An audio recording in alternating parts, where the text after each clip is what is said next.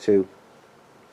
Good morning everybody, Miss Walsh here today, and I'm just going to have a little chat with you in relation to Introduction to People and Businesses, Chapter 1, Unit 1 on your course. So I'm going to just talk you through today's lesson. Okay, so the learning outcome for today's lesson is list and explain the main stakeholders involved in business, describe the different relationships that might exist between different stakeholders that are affected by a business, analyse the relationship between the stakeholders in a business, outline the elements of a contract of law, explain how a legal contract can be terminated, and show how breaches of a contract can be resolved in court. Okay, so the first thing we're going to look at, what are the main stakeholders involved in business? And as you all know from class, there's 9 different stakeholders. So let's just look at them individually. So I'll list them first: entrepreneurs, investors, employers, employees, managers, producers, suppliers, service providers, consumers, the government, and interest groups. Now I'm going to talk you through each one and give you an example of each one. So the first one we look at is entrepreneur. And basically an entrepreneur spots a gap in the market for a good or service, then takes on the risk, both financially and personal, of starting a business in order to make a profit. And a very good example there will be Suzanne Jackson. She's an award-winning fashion, beauty and lifestyle blogger who also created her own best-selling beauty brand, Susumi by SJ. The second one we'll look at is investors. It gives the entrepreneur money, and this money, as we know, is called capital, so that you can invest in the business to help it succeed. The investor will look for a return on their investment in the form of a dividend. And a typical example of an investor would be bank and other investors may give loans to entrepreneurs which they expect to be repaid with interest, but they do not want any ownership of the business. The next one then is an employer, and that's somebody who hires employees to work for them and they're paid a wage or salary. An entrepreneur may become an employer as their business grows. So for example, if a barber sets up a new barber shop, they get very busy as time goes on, they will then need to employ somebody else. And at that point, the employer now becomes, the entrepreneur then becomes an employer. The next stakeholder is an employee, who works for an employer in return for a wage or salary. They are protected by the employment law and usually signs a contract of employment. The next one is a producer, usually manufactures products to sell to customers. They use raw materials which they purchase from suppliers, and as a result they're able to create a finished product which they then sell to their consumers. A typical example would be Cadbury's buys milk from farmers to use in their dairy milk bars of chocolate. The next one is a manager. An entrepreneur may decide to hire somebody to run the business for them. A manager arranges the business resources, making decisions to achieve the entrepreneur's goals for the business and help it succeed. A manager may manage a part of a business. For example, sales manager could be put in charge of the sales department of the business. An accountant might be put in charge of the finance part. The next one is a supplier. These sell finished goods or partly finished goods to a business. They may supply raw materials or partly finished goods to a business to be used to create other products, or else sell the finished stock for resale by the business. Typical example there will be Insomnia Coffee Company. They receive coffee beans from one supplier to make their coffee, but they would also buy in innocent smoothies for resale from another company. Typical example of suppliers. Service providers then offer important services that business need for the running of their actual business. Most businesses need services such as electricity, broadband, banking, insurance, etc. in order for their business to operate.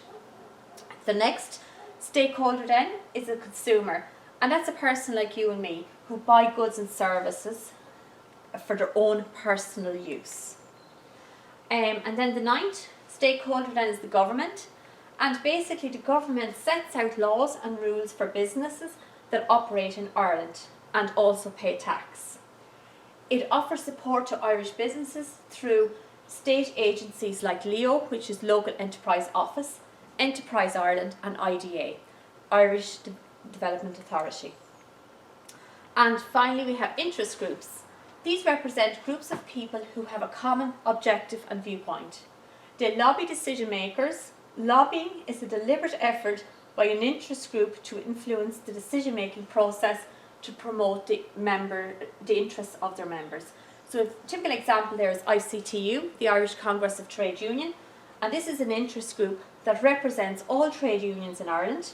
It negotiates national pay agreement with the government and advises and trains other trade union members. Okay, so now a typical way of that this comes up in your exam would be cooperative and competitive relationships.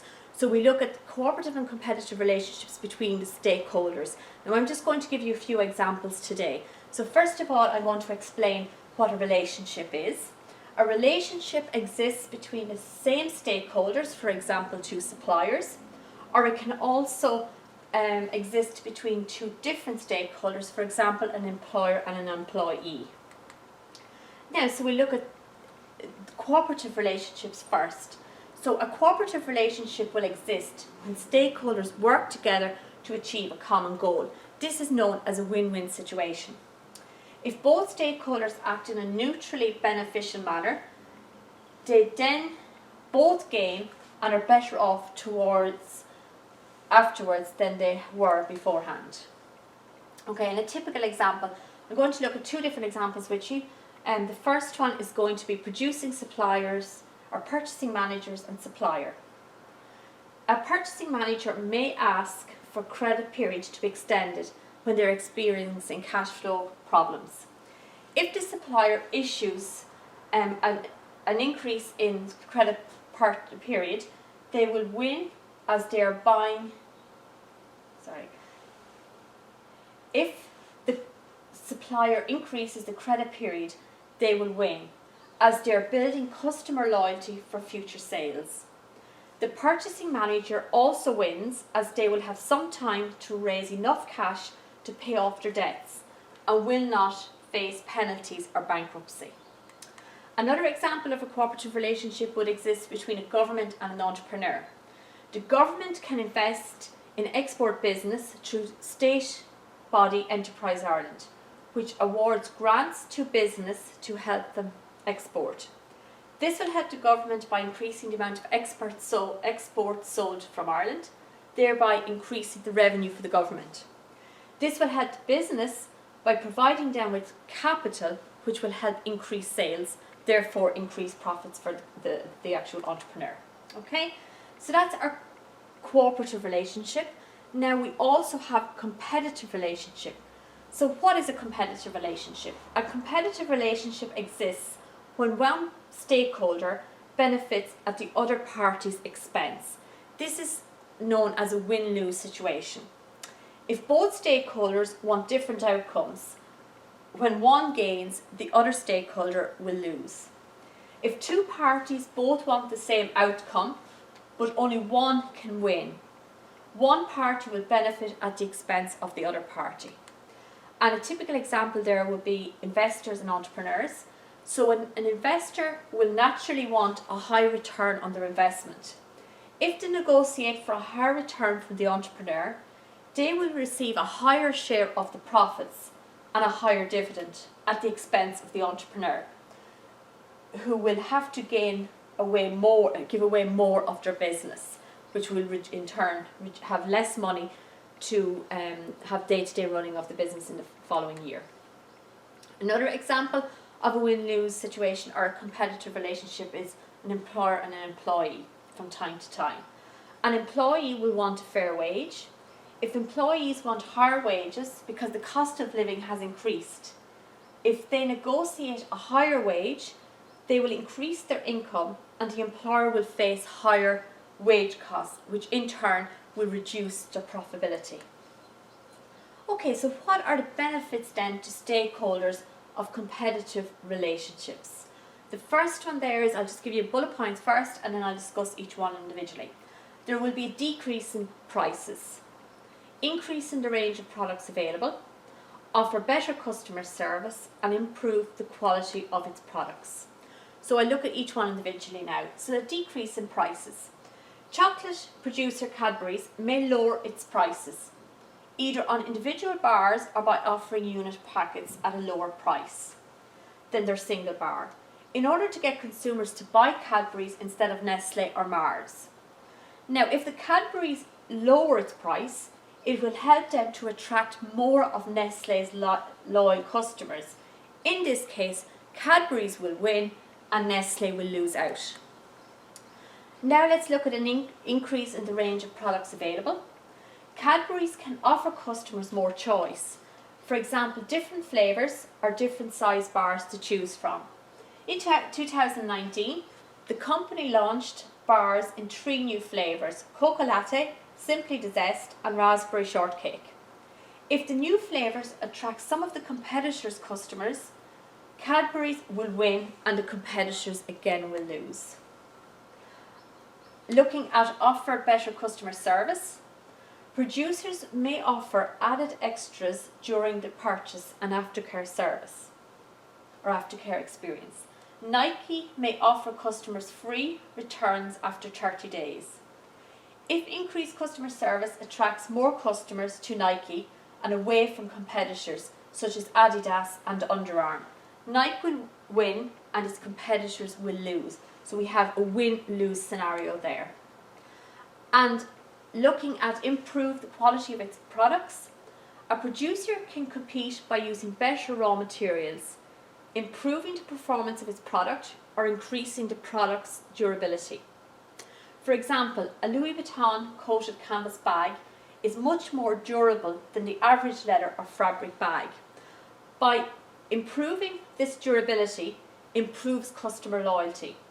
As a result, Louis Vuitton's competitors will lose out as they will find it harder to attract customers. Okay, so now I'm going to talk you through the contract law. And I'm going to give you a definition for contract law. Then we're going to talk through the different elements of contract law. We're going to look at how to terminate a contract and also the remedies to a contract. Okay, so what is contract law then? A contract is a legal binding agreement between 2 or more people.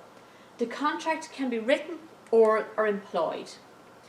There's 8 elements to the elements of a law of contract. We've offer, acceptance, consideration, legality of form, consent to contract, capacity to contract, legality of purpose and intention of contract. I'm going to discuss each one in depth and I'm going to give you a little example. Okay, so what is offer?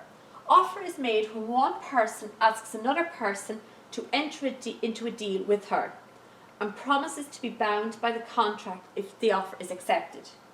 She does so by setting out all the terms of the deal clearly, completely and without any conditions attached. An offer can be oral, in writing or by conduct. For example, if you present a bar of chocolate at a till in Tesco, by your conduct you are offering to pay the displayed price for the bar. Acceptance is the second element. Acceptance means that the other person agrees to all the terms of the deal without any condition. So for example, the supermarket accepts your offer to buy groceries once the shop assistant scans them. The third element is consideration. Consideration is something of value which must pass between both parties to a contract for it to be legally valid. Usually money is exchanged for goods or services, but anything of value agreed in exchange for another item is consideration. For example, a customer offers €1 for a bar of chocolate. The money and the item are both consideration. Okay, the fourth element, legality to form. Some contracts must be drawn up in a certain manner to be legally binding. A typical example, if one looks to take out a bank loan for the purchase of a house, the contract or the agreement must be in written form and must be signed by both parties. The next one is consent to contract. Both parties must choose to enter a contract voluntarily. If either party was threatened or forced to enter a contract through intimidation, then it would not be valid if they could prove, then it would not be valid if they can prove that they were intimidated. For example, if a person was given a death threat and forced to sign over shares in a business to another party, the contract would be resigned in court if coercion was proved to have taken place. The next element then is capacity to contract. This is the legal ability and right to enter into a legal contract. A person generally would not have the capacity to enter into a contract if they were bankrupt, under the age of 18, insane, under the influence of drugs and or alcohol, or a diplomat. The next element is legality of purpose. This means that legally binding contracts can only be for legal transactions. No agreement which involves breaking the law is a contract. For example, a judge will not award compensation to a bank robber whose getaway driver does not turn up as promised. The next element is the intention to contract. The intention to contract means that both parties to the agreement must mean it to be legally binding contract. In Irish law, social agreements are not contracts because there is no intention in them. For example, if Paul promises to wash his mother's car and doesn't, she cannot sue him because it's technically a social agreement. Okay, so that's the elements of contract. Now we're going to look at termination of a contract. Terminating a contract means ending or getting rid of the contract. This can be done in one of four ways: by performance, agreement, frustration, or breach of contract. And again, I'm going to give you an example of each. Performance, when both parties to the contract carry out their duties as required by law. For example, a band is booked to perform at the wedding and the agreement is carried out once the performance takes place.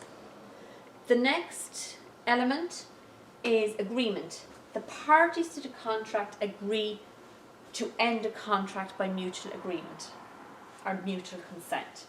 For example, a contract of employment may be ended by agreement if it includes a clause stating that it can be terminated if 1 month's notice is given to the employer. And finally, frustration.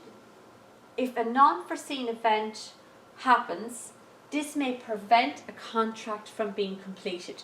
For example, goods for which there is a contract for sale are destroyed by fire. In that case, the contract will be terminated. Breach. If one of the parties does not perform his or her side of the bargain, the contract again can be terminated or will be terminated. For example, a builder is employed to build a conservatory but builds a room with only one window. The second party can take the builder to court. Remedies for breach of contract then. So in other words, if there has been an issue with a contract, how can this be resolved for both parties? The first one is damages. Second one is specific performance and reside the contract. So now I'll discuss individually each one. So damages. The judge can order the person who broke the contract to pay financial compensation to the innocent party, to compensate him for what has lost and suffered as a result of the other person's breach. Specific performance. The judge orders the person who broke the contract to carry it out exactly as she promised she would under the terms of the original contract. Reside the contract then. The judge orders that the contract be set aside and that the two people be returned to exactly the position they were in before the contract was agreed by them. Okay, so that's Unit 1 covered with definitions, and each definition was expanded and relevant examples given, which is necessary for your actual exam going forward. Now, I'm just going to recap by going through the key words. So again, entrepreneur, investors, employer, employee, manager, producer, supplier, service provider, consumer, government, interest groups. All of those 9 key words represent the 9 stakeholders in a business. The next thing we looked at was competitive and cooperative relationships. I gave you clear definition for each one and also 2 examples for each relationship. The next thing we looked at was the ways in which a contract can be terminated: by frustration, by performance, by agreement, and by breach. The next area we looked at was the ways in which the remedies that can be given in the event of a contract being breached: specific performance, financial compensation, and reside the contract. And finally, the key words then relate to the elements of a law of contract. So there's 8 elements. So you have offer, acceptance, consideration, legality or form, consent to contract, capacity to contract, legality of purpose, and intention to contract. Now, there's just a list of questions where this chapter came up in previous Legal Cert higher level business questions. So if you can see, I just gave you references. So for example, 2015, question 1, part A. Question 2017, question 1, part A, and so on and so forth. Okay, thank you very much for taking the time to listen to my presentation, and I wish you the very best of luck with your revision. Good morning, Miss Walsh here. I'm just going to talk you through this morning about consumer conflict, chapter 2, and it's unit 1. Okay, so let's have a look and see what we're going to do. So our learning intentions for this morning's lesson is we're going to look at the outline non-legislative ways of solving conflict. We're going to describe how the CCPC protects the interests of consumers. We're going to outline a consumer's legal rights under the terms of the Sale and Supply of Services Act 1990. We're going to illustrate the provisions of the Act for both goods and services. We're going to illustrate the forms of redress available to consumers for a breach of the Act. We're going to explain the main provisions of the Consumer Protection Act 2007. Evaluate the role of the Small Claims Court or procedure. And also we're going to evaluate the role of the Office of Ombudsman for Public Services. Okay, so first of all I'm going to start off by looking at non-legislative ways of solving conflict. What does this mean? This means that consumers and the shop try to resolve conflict themselves or with the help of others, but without reference to the laws of Ireland or to any other legal agency. And the way in which they're going to do this is through negotiation or by the Consumer Association, or CAI. Okay, so negotiation, so what is that? It's the process of bargaining to try to reach a mutually acceptable solution to the conflict. The first step is for the consumer to go back to the shop where they bought the item and set out his position clearly. He should explain what the problem with his purchase is and set out what he would like the shop to do to resolve the situation. Both will find a solution in order to solve the issue. The Consumer Association of Ireland, or the CAI, is an interest group for consumers. Its aims are to make sure that the consumers get full quality goods and services and good value, and that consumers know their rights. Any consumers who experience difficulty with their goods or services can contact the CAI for expert advice on their rights and on how to solve their problem. Okay, so the CCPC, so what that stands for, the Competition and Consumer Protection Commission Act 2014. This is a relatively new law and it does not intervene or become involved in individual disputes between consumers and the seller of the goods or service providers. It is a statutory office and carries out several functions which I'm going to discuss with you now.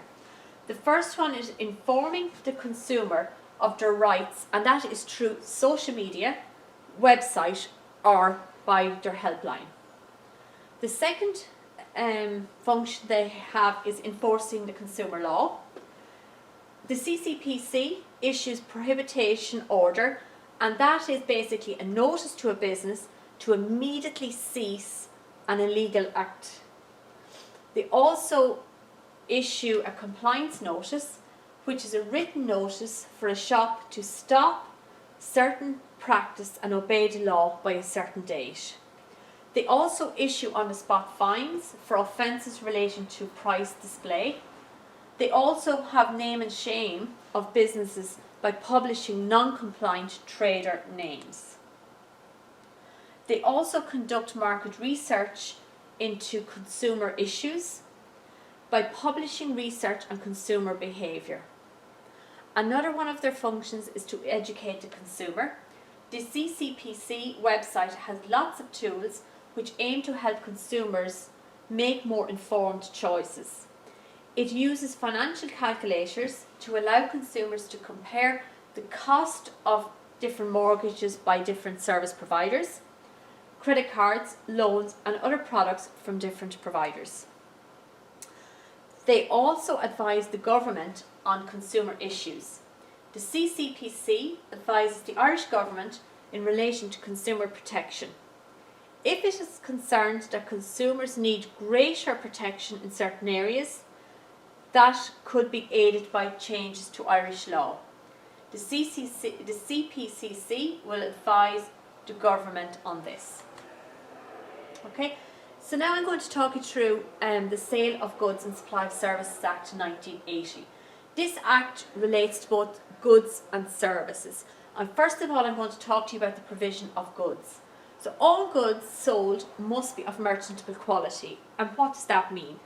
Goods must be of reasonable standard regarding their quality and durability, given the price that was paid for the actual good.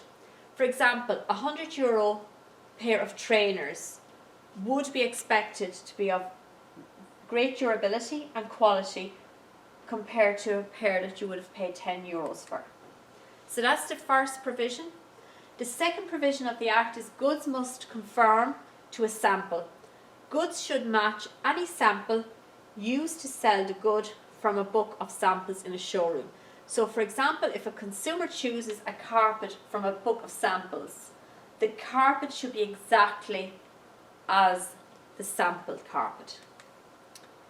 The next provision, goods must be fit for purpose. Goods should do exactly what they're intended to do. So for example, a kettle should boil water safely.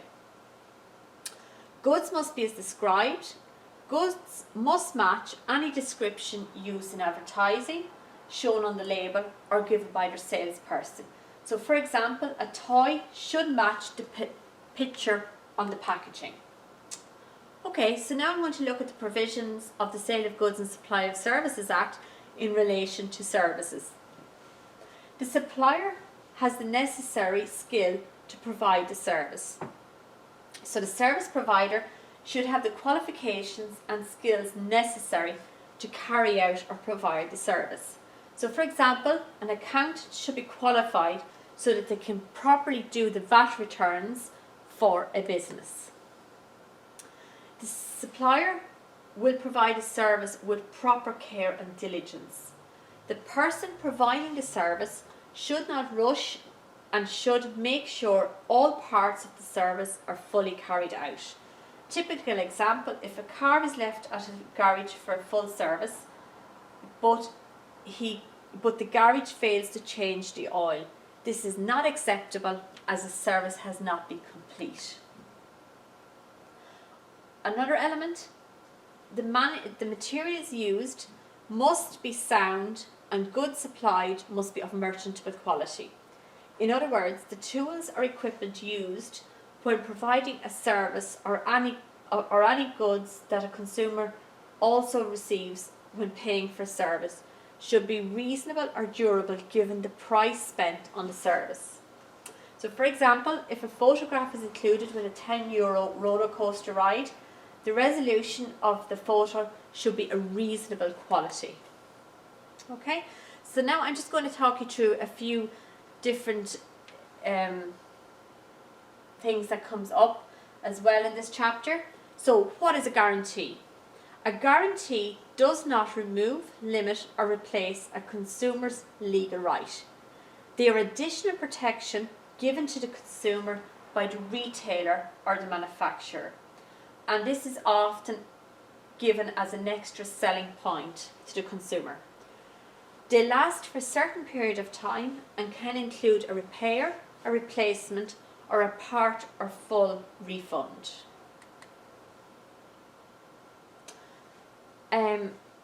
Signs limiting consumer rights then. It is illegal for a shop to display signs or notices in stores that could suggest consumers have fewer rights in certain situations or for certain goods. So a shop cannot have a sign stating no refunds on sale items or a sign stating credit notes only. This is because the consumer has a right to proper redress if a good is faulty, even if it is a sale item. Unsolicited goods. So what exactly is an unsolicited good? A non-solicited good is a good sent to a person who has not ordered them.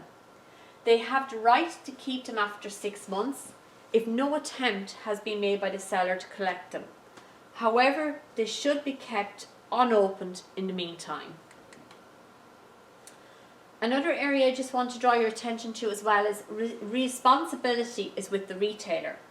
When a consumer buys a good from a retailer, they make a contract with the company or the retailer and not the manufacturer. The company agrees to provide certain goods for a certain price. If the purchased goods are faulty, the retailer and not the manufacturer is responsible and must sort out the customer's complaint. Okay, so now I'm going to look at the 3 forms of redress. So as a consumer, if an issue arises, what are you entitled to? There's 3 forms of redress: refund, repair and replacement, also known as the 3 R's. So let's talk you through refund. So refund, if a consumer purchases a faulty good and complains promptly, they're entitled to their money back. If a consumer purchases a new phone that will not turn on, they return it to the shop and get their money back. A replacement, a consumer might receive a new model of the same item or an item of similar quality in place for a faulty product. So for example, a consumer who buys a bike that is not of merchantable quality might be happy to accept the next year's model to replace it rather than a refund. And the 3rd R then is repair. If it suits the consumer, they may ask for the product to be repaired. They might only be entitled to a repair or the product or a partial refund. So for example, a consumer's rights lessen the longer the delay making a complaint. If a consumer is not happy with a new tablet but does not complain for more than a year, they might be entitled to have it repaired, but they will not be entitled to a full refund because a lot of time has lapsed in that situation. Okay, so that's the Sale of Goods and Supply of Services Act 1980. That's an important act. Another important act in relation to consumer legislation is the Consumer Protection Act 2007, which I'm going to talk you through now. So this act is in place to protect consumers' ability to make informed decisions that could be affected by unfair, misleading and aggressive trading practices. Practices are banned if they meet 2 conditions. The first one, they're false, misleading and or aggressive, and secondly, they're likely to distort the consumer's choice. Okay, so I'm going to talk you through each one then. So false claims about a product. A business cannot sell fake or counterfeit products claiming that they are the real thing. A business also cannot mislead consumers about the origin of the product.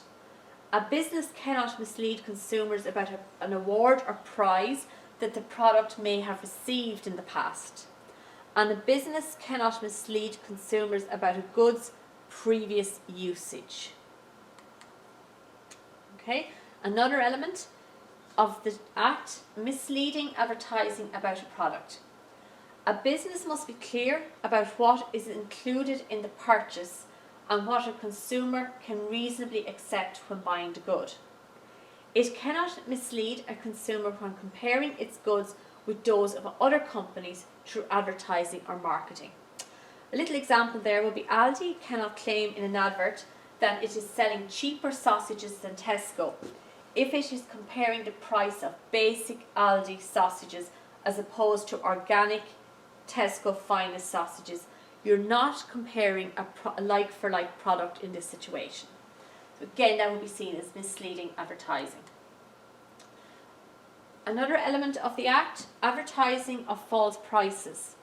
A business must be truthful about the actual price, the previous price and the recommended retail price when comparing the current selling price for consumers.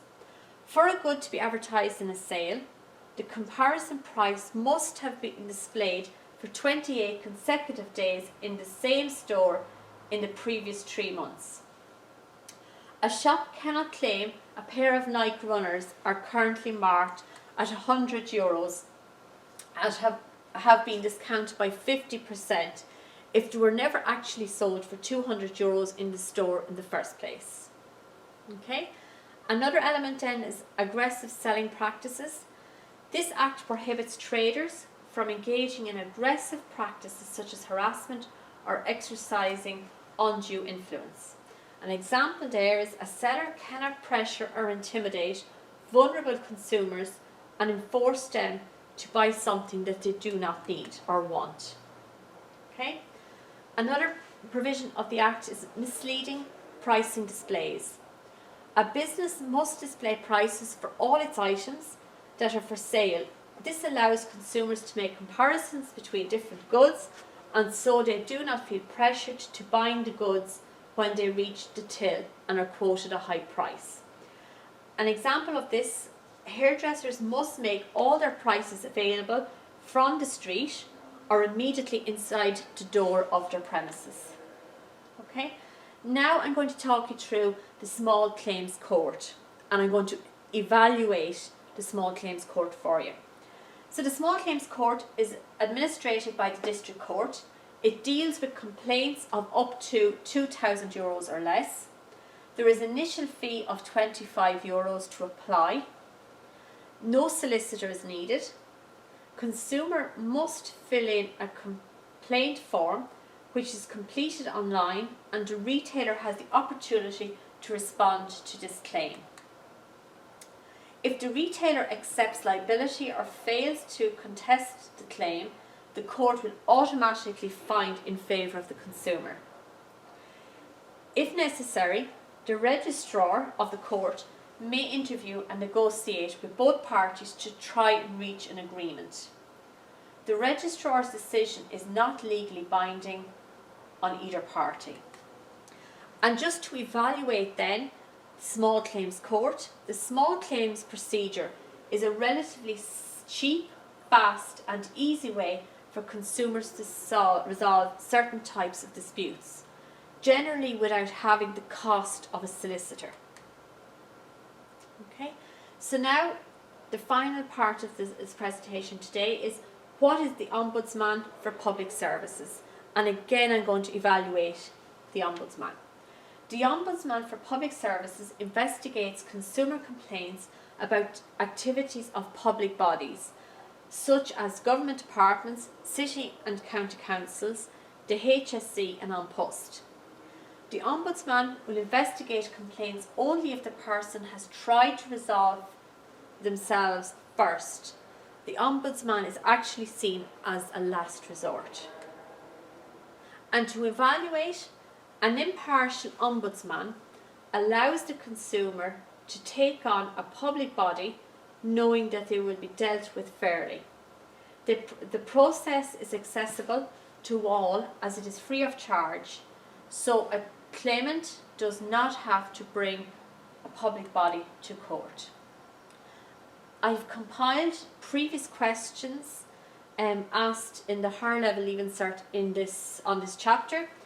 And for example, the references are 2014 higher level exam paper, question 1 part C, 2011 paper, question 4 part B, 2017 question 1 part C, and 2013 the short questions, and that one is actually question 2, 2012 question 1 part C, 2016 question 1 part C, 2010 question 1 part B. Now it would be a good idea if you actually practiced doing those questions. Okay, I'd just like to wish you the very best of luck with your revision. Take care.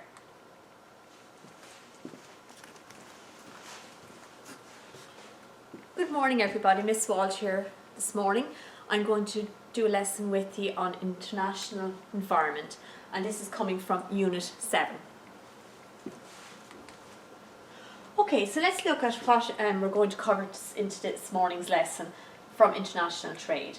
Okay, the areas are: outline what an open economy is, explain what trading blocks are and the benefits of being part of a trading block, distinguish between different types of imports and exports, and why trade internationally and who trades internationally. We're also going to look at measuring international trade, the barriers to international trade, and finally we're going to discuss the challenges and opportunities of changing nature on a global company or global economy. Okay, so we'll begin by talking about what is international trade, and the definition for international trade involves selling goods or services to consumers outside of a domestic economy. Okay, so what is an open economy then? Ireland will be classified as a small open economy, as it engages in international trade through importing and exporting of goods and services. And it's important to note that nearly 80% of Irish goods are exported. So, a trading bloc. So, a trading bloc is a group of participating countries which allow free trade between them. There is no tariffs or trade barriers in place between these countries. Types of trading blocs. So there's three main types which I will talk you through. First one being free trade area, the second custom area, and the third common market. So when we talk about a free trade area, it is a group of countries that agrees that the member countries can trade freely with either reduced or no tariffs or barriers imposed on any of them. And a typical example there is the North American Free Trade Agreement, or the NAFTA, and this is an agreement between North America, Canada and Mexico. The second one is the customs area. Member countries agree to freely trade without imposing any tariffs and impose common tariffs on countries that are outside the Union. And a typical example here is the European Union. The third one is the common market, also known as a single market, and this is where all barriers to trade in goods, services, capital and labour are removed. Typical example, the EU has a common fisheries policy, or the CFP, that applies to all member states. Okay, so I'm going to talk you through imports and exports then. So we'll start off with the definition of imports. So import is the purchase of goods or services from other countries. In the case of all imports, it's important to note that all money flows out of our economy as we pay for the purchase of foreign goods and services. There's two types of imports. We have visible imports and we have invisible imports. So let's look at visible imports first. These are all tangible goods produced from abroad. A typical example would be Spanish oranges, Spanish holidays, tea, coffee. In the case of visible imports, these goods arrive into Ireland. As these goods arrive into Ireland, the money flows out of Ireland and in order to buy the goods. So for example, Spanish oranges come to Ireland, money will leave the Irish economy and head towards the Spanish economy. Invisible imports then, these are basically services purchased abroad. Typical example, when an Irish citizen holiday in Italy, not only do they leave our money, our country, but their money also flows out of the Irish economy as they pay for their foreign hotels, etc. Okay, now just to summarise, it's important to note that visible imports are Irish people who buy oranges from Spain. Invisible imports, a very good example, is Irish people holidaying in Spain. In both cases, the flow of money is from the Irish economy to the Spanish economy. Okay, so now I'm going to look at exporting. And just like importing, we have visible imports, we have visible exports, and we have invisible exports. Exporting is Irish producers sell goods and services to other countries. So visible exports, an example will be a US citizen who buys agricultural produce such as beef from Ireland. Invisible exports, the US citizens holidaying in Ireland. In both cases, the flow of wealth or money is from the US economy to the Irish economy.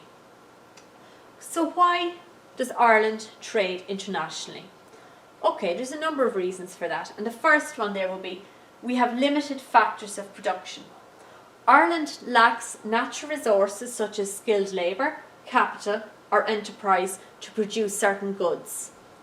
Land is usually the limiting resource, and in particular our climate is unsuitable to grow certain products such as tropical fruits and vegetables. Another factor, raw materials. Certain essential raw materials are not available locally and need to be imported. Typical example of these would be fossil fuels such as oil, coal, gas. Another reason, customer choice. Irish consumers demand certain goods and services which are not produced domestically. For example, wines, cars, lorries, etc. Another factor would be currency. Ireland needs to export goods and services in order for them to earn the foreign currency which is needed to pay for essential imports. Another factor would be the size of our market. Our domestic market is very small in Ireland. So in order to benefit from the economies of scale, producers need to sell goods abroad. Exporting also helps a business to diversify or expand. Okay, so now we're going to look at who actually trades internationally. So indigenous firms, these are Irish owned businesses who produce goods here in Ireland. The agriculture or the agribusiness sector has many examples of such companies. For example, Glanbia, the Curry Group, they all engage in international trade. Exports by indigenous firms account for approximately 10% of the total Irish exports. Transnational companies, the vast majority of goods and services produced by TNCs in Ireland are distinctive from export markets. These companies contribute enormously to employment in Ireland and also account for almost 90% of our total exports. Okay, so now an important element of this unit is measuring international trade. The balance of trade, balance of invisible trade and the balance of payment are all measures of a country's level of international trade. The balance of payment is probably the most economically significant one. So let's have a look. Balance of trade basically is the difference between visible imports and visible exports. Okay, so when the visible exports are greater than visible imports in balance of trade, is a surplus. And when the visible exports is less than visible imports, balance of trade is a deficit, and that is a negative impact on the economy. Let's look at the balance of invisible trade then. This is the difference between invisible imports and invisible exports. So when invisible exports are greater than invisible imports, the balance of trade is a surplus, which is a positive for the economy. When invisible exports is less than visible imports, then the balance of trade is a deficit, having a negative impact on the Irish economy. Balance of payment looks at the difference between the total imports and the total exports. This is the best for a country to export more than its imports. So just to summarise that, total exports greater than total imports, and that means that the balance of payment has a surplus. When the total exports is less than your total imports, the balance of payment is a deficit. Okay, and I've just done out a question for you. It came up in the Dublin Examining Board mock question 2020 higher level leaving cert. Question 3A. So it gives you the invisible exports, invisible imports, the total export and the total import. You're requested to calculate the balance of trade using the figures provided. You must show your workings, and that's for 14 marks. On the next slide I have the solution to that, and it has a breakdown of the marks as well. Okay, so I'll leave that with you. Okay, so now we move on to the barriers to international trade.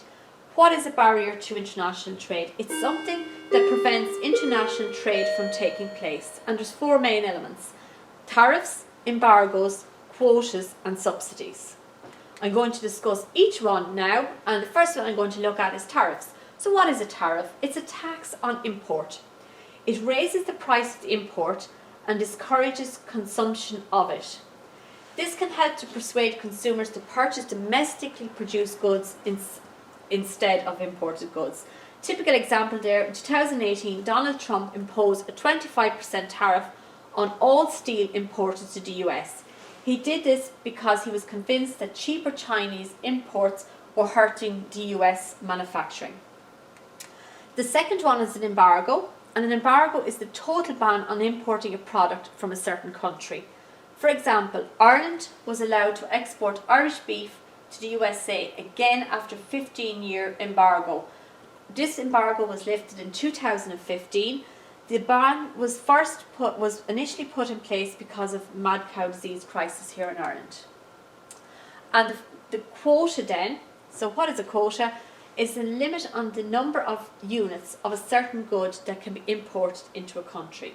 For example, in the past, the EU had a quota limiting the amount of clothes and textiles that could be imported into the EU from China in order to protect EU producers of clothes and textiles.